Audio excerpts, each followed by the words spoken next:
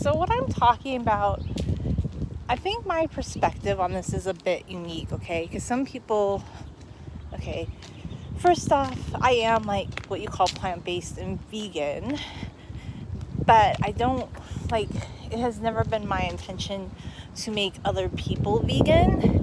If people wanted to know about why I eat a certain way, I would share it with them, but I never set out to do that. Because honestly, my approach is the same as it's always been all my life, because I was raised primarily vegetarian. My mom was mostly vegetarian. Like, she didn't even like me eating like a lot of chicken and fish. Like, they would have been happier if we just were straight up vegetarian. But when I was younger, I was like, I want to eat meat. I want to fit in. Like, I thought that would be so awesome. But guess what happened? Like, I turned 18 and I think I tried a little bit of meat once and I felt sick to my stomach. And then I thought, no, I want to be maybe flexitarian. I guess you would kind of call me flexitarian in my late teens, 20s to early 30s, okay? Like, but I didn't even eat that much meat. Like, there were a lot of times I could go a week, 2 weeks without eating a serving of chicken and fish, okay? It wasn't all the time. Like, a lot of times I wanted the veggie option. I wanted the veggie burger. Like, a lot of times I would order the veggie burger. And I was always the person that somebody would say to me, it would be on the other end of the spectrum. It'd be the meat eater that would say, oh, I like my meat. Why are you ordering that? And there's such a rigidity in meat eaters. Okay, there's a rigidity, just as rigid with the meat eaters as there is with the hardcore vegans. And this is the irony of it all. It's like the extremes of eating. Like, people who are in the middle that are flexible, that are open-minded. Like, an open-minded person would be like, yeah, I'm going to try eating like vegan for a week. They could do that if they wanted to. They don't have to. But that, like, is the hallmark of an open-minded person. Whereas somebody tends to lean carnivore or hardcore vegan. A lot of hardcore vegans go carnivore because these are two extremes of diet. Some people are just this way or that way. And I don't really care. But it's interesting because people on both ends of the spectrum, they tend to not bend or have any wiggle room. Like, there's a lot of hardcore vegans that would be upset if people ate meat around them. I'm not one of those people.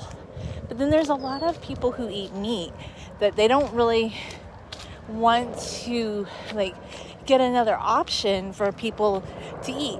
And this is my thing. I'm so sick of the rigidity of it all. Like, when it comes to social events, why don't you just take a poll and see what everybody wants to eat and have a little bit of everything? Because, like, if I was doing a social event, and I think the more I think about this, I'm like, I'm actually better and more adept and thinking about social events than people who think they're really social, because I actually would ask people, like, well, why don't we all, like, agree on something and getting, like, a few things that everybody would like to eat? Just like, this is my take too on families. Like, I know some parents are very offended if they have to make something like a little different for each child, but people have different tastes even from a young age.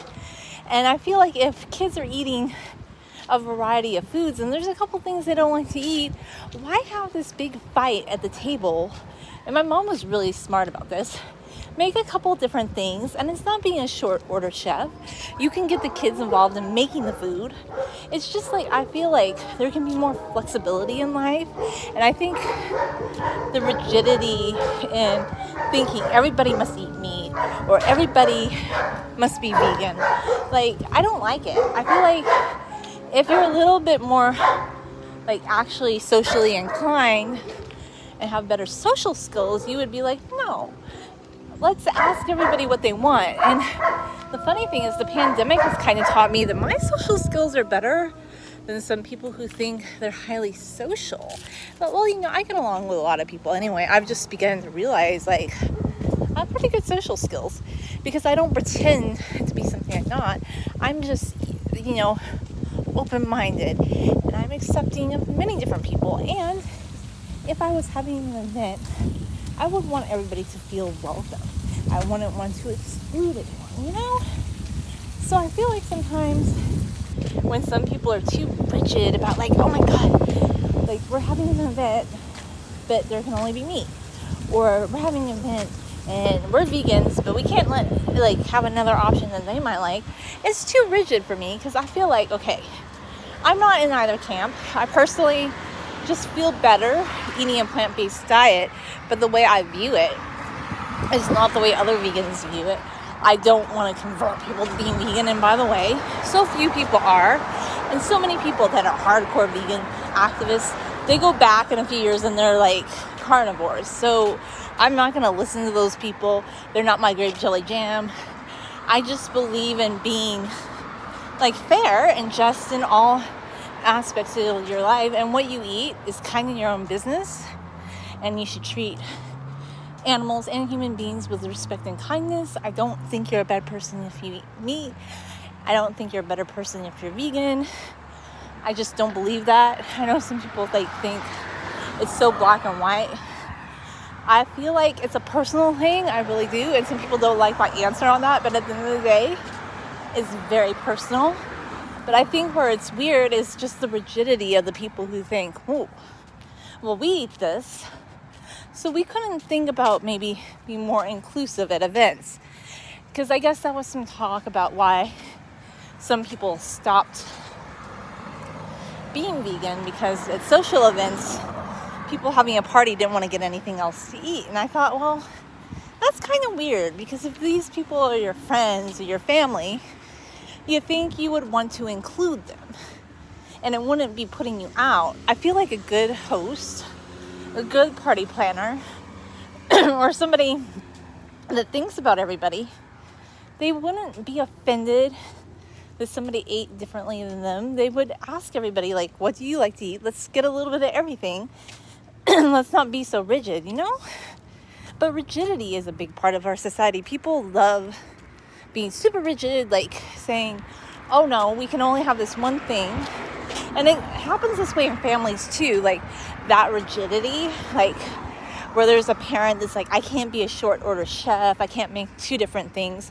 Because even if it's not a vegetarian household, or it's not, or like more of an omnivore household, you'll usually have one or two kids that might have a food aversion. But I think sometimes if you could just overlook the food aversion and maybe get some other items that the kids would eat that are nutritious, why not try to stop that battle at the dinner table and like just be like, let's have a few options. Let's not be so rigid about mealtime, you know? But people don't think like me.